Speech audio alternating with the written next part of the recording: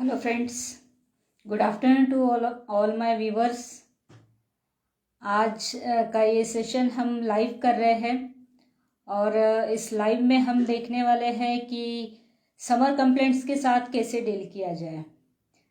हम थोड़ा सा वेट कर लेते हैं और देखते हैं कौन कौन ज्वाइन करते हैं और उसके बाद हम हमारा सेशन शुरू करते हैं। Just wait for 5 minutes.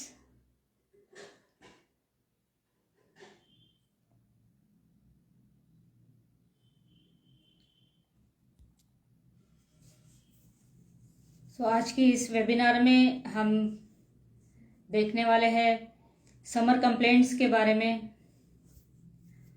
और समर कंप्लेंट्स में सब लोग जानते हैं कि क्या क्या हो सकता है, क्या क्या होता है। ये कंप्लेंट्स भी लोगों को पता होते हैं।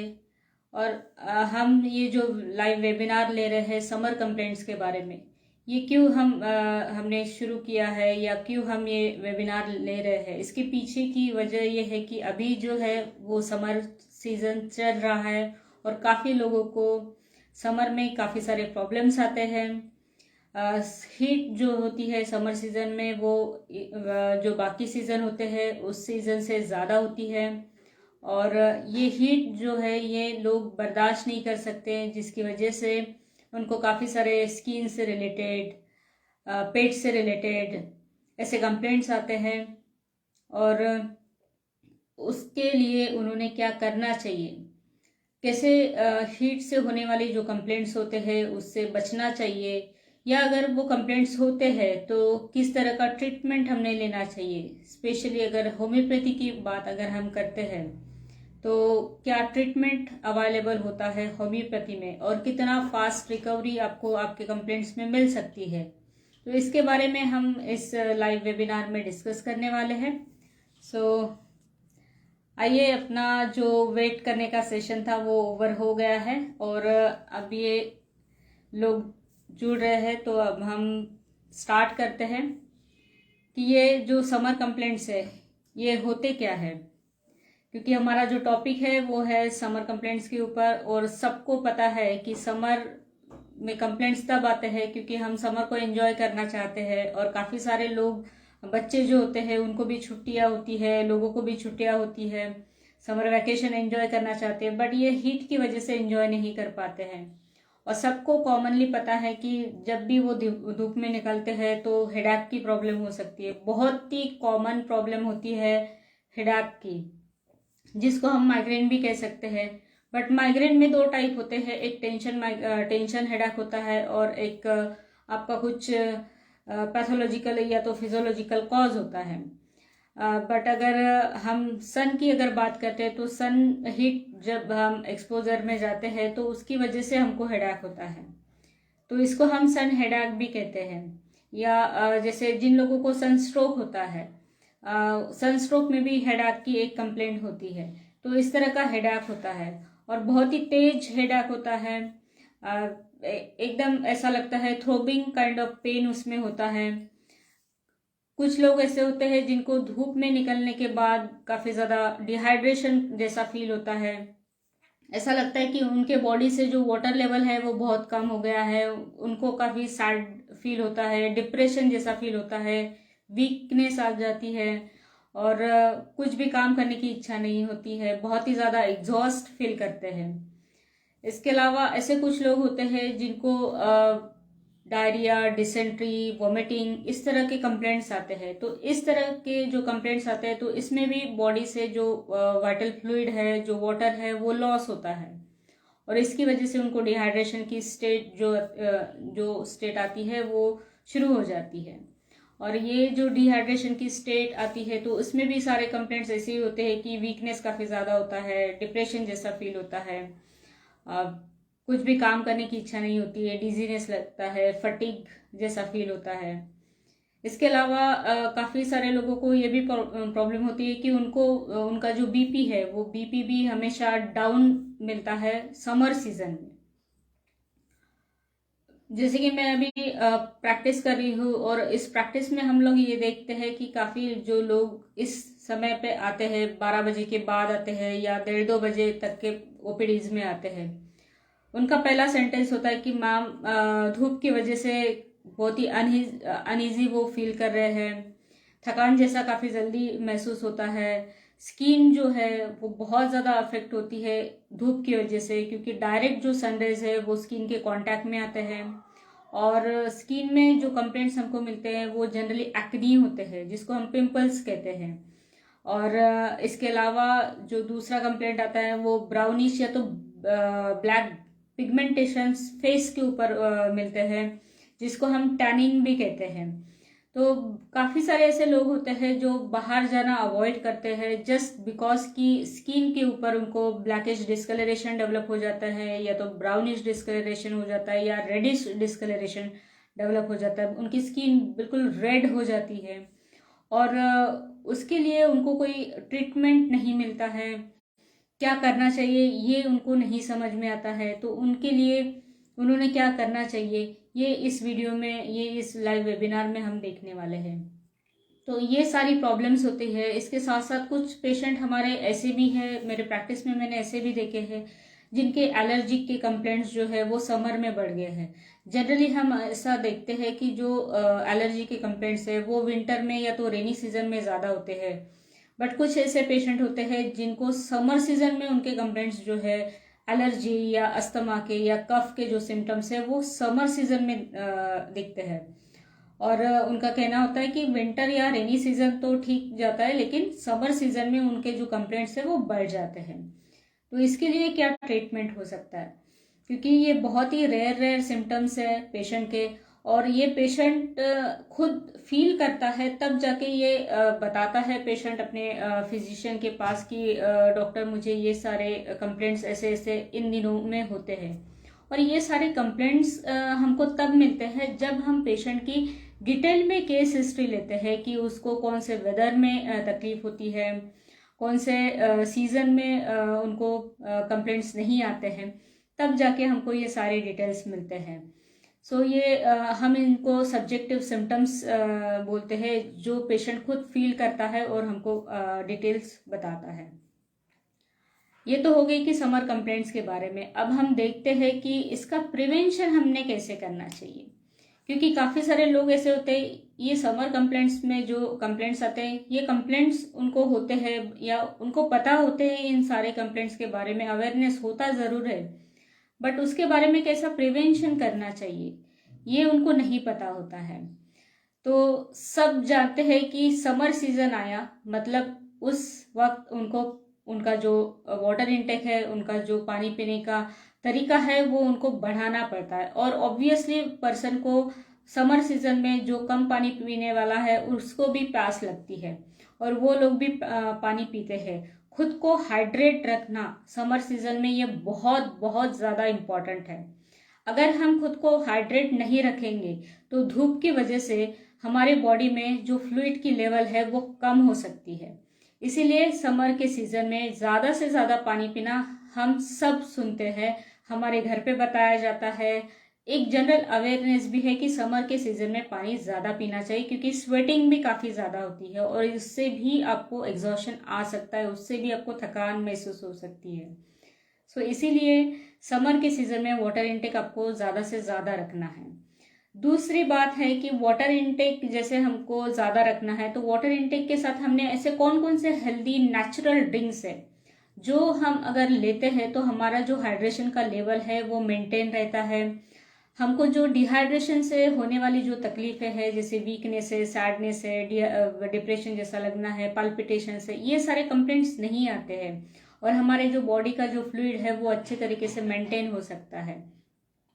तो सबसे पहला जो हेल्दी ड्रिंक्स में अगर मैं आपको बताऊंगी वो है कोकोनट वाटर।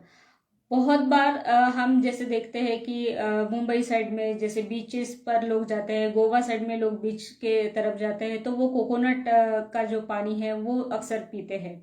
तो ये समर सीजन में भी काफ़ी हेल्पफुल है। इसमें काफ़ी ज़्यादा मिनरल्स है, विटामिन्स है, जो कि आपको आपकी बॉडी में अगर डिहाइड्रेटेड है तो आपको एक सलाइन की तरह काम करते हैं। तो इसलिए कोकोनट का जो पानी है वो आपने ज़रूर लेना चाहिए।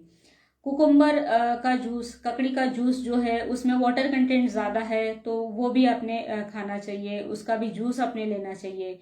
वाटरमेलन, उसका जूस, मेसमेलन का जूस आता है, lemon water, simple lemon water जो है जिसको शरबत हम कहते हैं, वो शरबत भी लेना बहुत ज़्यादा हेल्पफुल होता है हमारे बॉडी के लिए। उसमें विटामिन सी होते हैं और वो हमारी बॉडी को एक एनर्जी देता है पूरे समर में काम करने के लिए, एक्टिव रहने के लिए।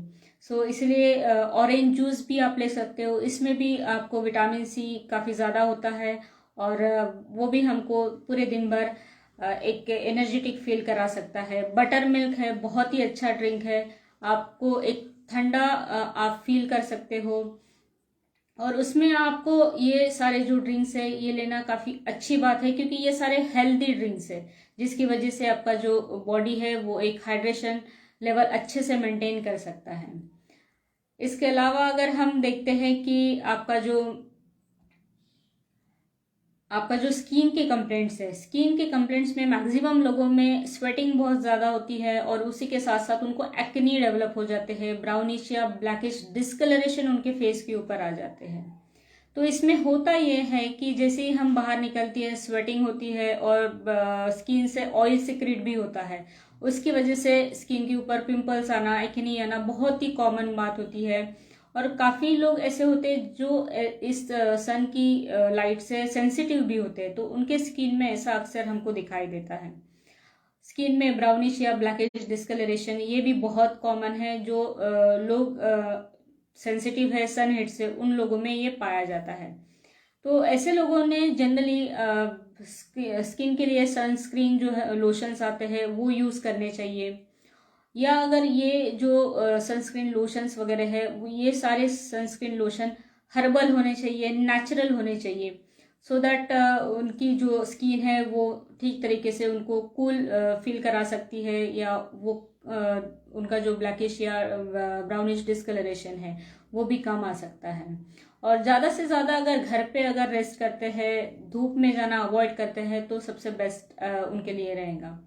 इसके अलावा अगर हम आइज़ की अगर बात करते हैं, क्योंकि हमारे जो आइज़ हैं ये भी काफ़ी ज़्यादा सेंसिटिव होते हैं और सेंसिटिव होने के कारण हमको आइज़ को भी प्रोटेक्ट करना हमारी रिस्पॉन्सिबिलिटी होती है, हमारा काम होता है। तो आइज़ को प्रोटेक्ट करने के लिए आप सनग्लासेस यूज़ कर सकते हो।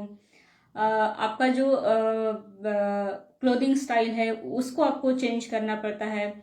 जनरली जो आपके कॉटन के ड्रेसेस है उसको यूज़ करना चाहिए, लाइट कलर ड्रेसेस यूज़ करना चाहिए और लूज क्लोथ्स हमने यूज़ करना चाहिए ड्यूरिंग समर सीजन।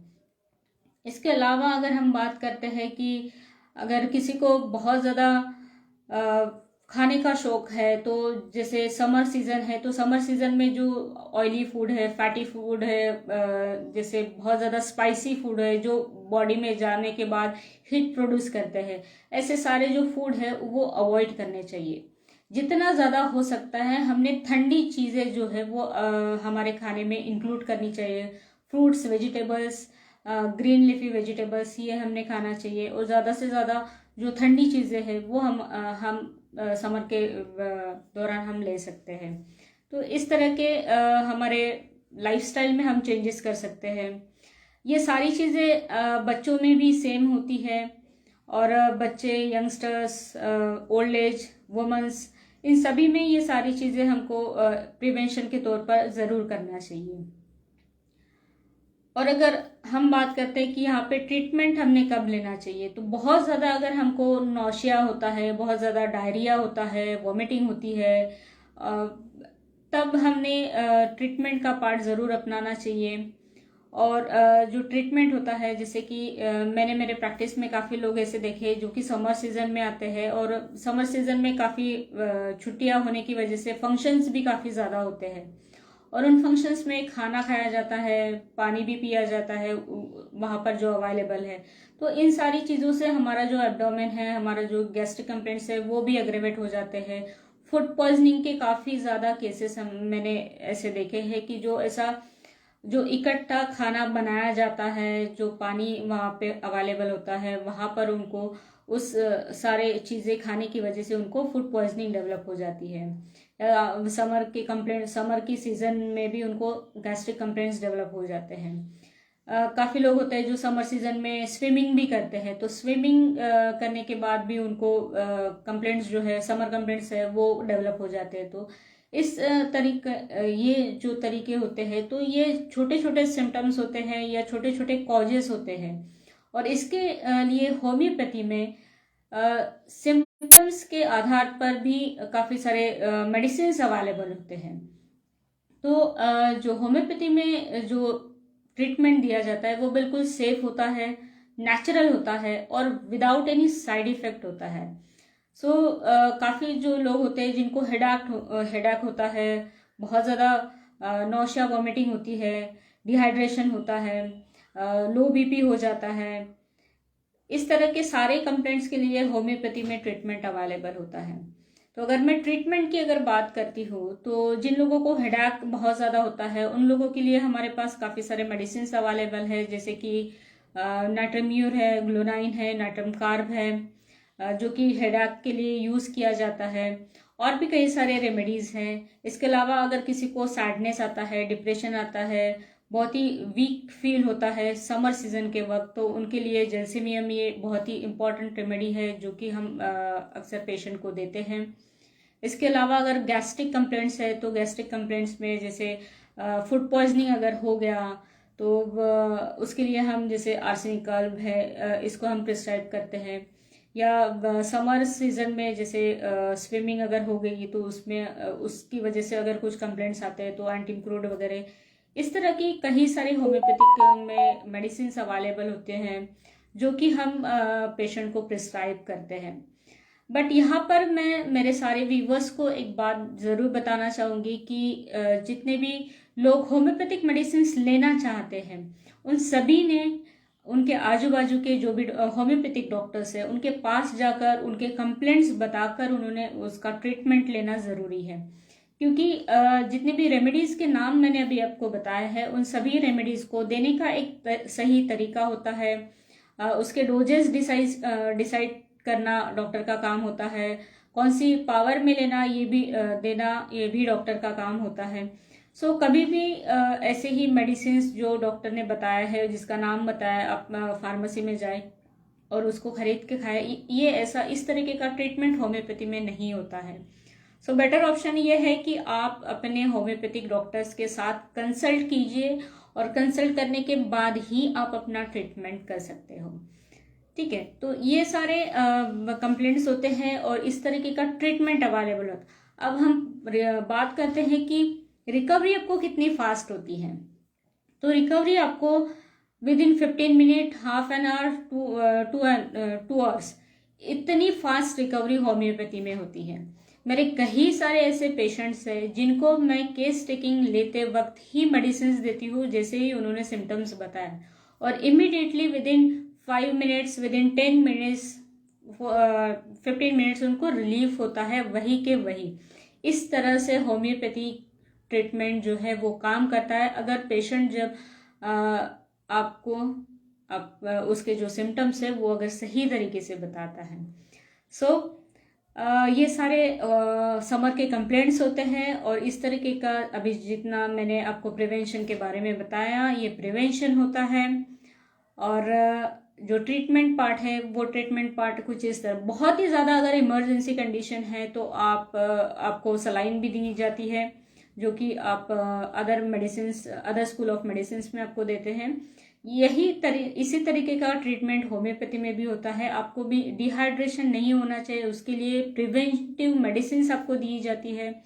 जैसे कि आप सब लोगों ने हमेशा ही सुना होगा कि prevention is better than cure.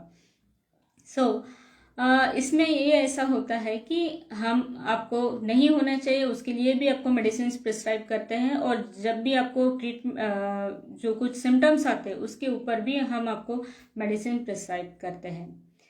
So I hope कि आपको ये जो आज का लाइव वेबिनार है ये आपको अच्छा लगा होगा और इसमें कुछ आपको इन्फॉर्मेशन मिली होंगी। सो इसी से रिलेटेड हमारे वेबसाइट के ऊपर एक ब्लॉग भी है जिसको आप रीड कर सकते हैं। उसमें कई सारे मेडिसिन दिए हैं अकॉर्डिंग टू सिम्टम्स। सो अगर आपको कुछ भी कंसल्ट करना है या कुछ भी क्वेरी है रिगार्डिंग समर कंप्लेंट्स से रिलेटेड, कैसे डील करना है, क्या करना चाहिए, तो आप हमारा कंसल्टेशन ले सकते हैं। अब हमारे वेबसाइट पर जा सकते हैं, वहाँ पर आप अपना अपॉइंटमेंट फॉर्म फिल कर सकते हैं या डायरेक्ट आप हमें कॉल भी कर सकते हैं।